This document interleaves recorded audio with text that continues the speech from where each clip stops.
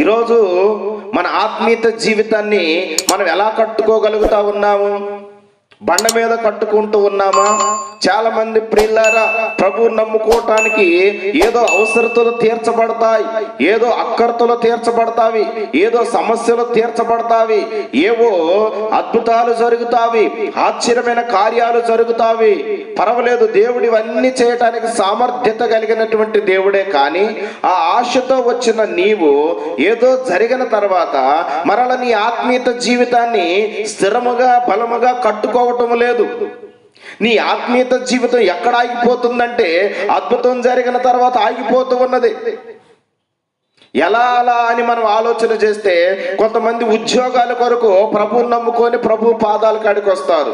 ఉద్యోగములు వచ్చిన తర్వాత అసలు ఆదివారమే మర్చిపోతారు, పరిశుద్ధుల్ని మర్చిపోతారు, ప్రభువుని మర్చిపోతారు, ప్రకటిస్తున్న సేవకుడిని మర్చిపోతారు. కొంతమంది పిల్లల కొరకు పిల్లలు కావాలి, మాకు సంతానము కావాలని ప్రభువుని నమ్ముకుంటారు. గర్భద్వారాలు తెరవబడిన తర్వాత, సంతానం అందిన తర్వాత, పిల్లలు పుట్టిన తర్వాత, పిల్లలు పెద్దవారు అవుతున్నటువంటి సమయంలో, వారు చదువుకుంటున్నటువంటి సమయంలో ఈ తల్లిదండ్రులు అనేటువంటి వారు ప్రభువుని మర్చిపోతున్నారు, ప్రభువుకు దూరం అయిపోతున్నారు, ప్రభువుని విడిచిపెడుతూ ఉన్నారు. వాళ్ళ ఆత్మీయత జీవితం ఎలా ఉన్నది? కట్టుకునేటువంటి జీవితముగా ఉన్నదా, కూల్చుకునేటువంటి జీవితముగా ఉన్నదనంటే వారు అవసరానికి వచ్చి ప్రభువు కాడ పొందుకోవాల్సినటువంటి వాటిని పొందుకొని తిరిగి వారు మరల లోకములో కలుస్తూ ఉన్నారు. ప్రియులారా, అంటే ఆత్మీయత జీవితము అలా వచ్చి అలా వెళ్ళటం వల్ల కట్టబడిద్దంటే కట్టబడదు.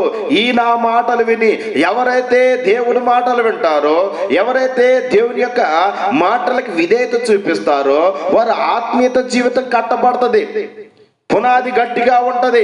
ఈరోజు వాక్యం మీద కట్టుకుంటున్నటువంటి జీవితాలు ఆత్మీయత బ్రతికే లేదు. ప్రియమైనటువంటి వారులారా, ఎలా కట్టుకుంటున్నారు? ఎట్ట కట్టుకుంటున్నారంటే ఏదో అద్భుతం జరగాలని కట్టుకుంటున్నారు, అద్భుతం జరిగినా మర్చిపోతున్నారు, జరగకపోయినా మర్చిపోతున్నారు. ఆత్మీయత జీవితములో నీ కట్టుబడి మంచిగున్నదా?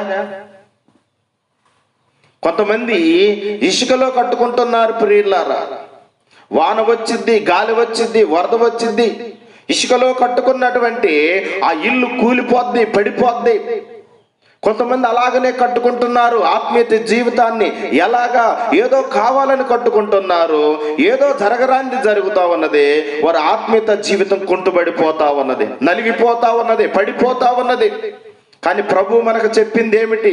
ఈ నా మాటలు విని బండ మీద కట్టుకోవాలని దేవుడి యొక్క వాక్యం చెలవిస్తా ఉన్నది. మరి మనం ఏం చేస్తున్నాము? బండ మీద కట్టుకోవటం లేదు, మనం ఇసుకలో కట్టుకుంటా ఉన్నాం. ప్రియులారా, ఈ మాటలు వింటున్న నీవు ఇక నుంచైనా వాక్యపు వెలుగులో నీ జీవితాన్ని కట్టుకో. నీ జీవితంలో ఏది జరగాలన్నా, ఏది కావాలన్నా వాక్యమై ఉన్నటువంటి దేవుడు నీ పట్ల అద్భుతాన్ని జరిగిస్తాడు. దేవునికి స్తోత్రం.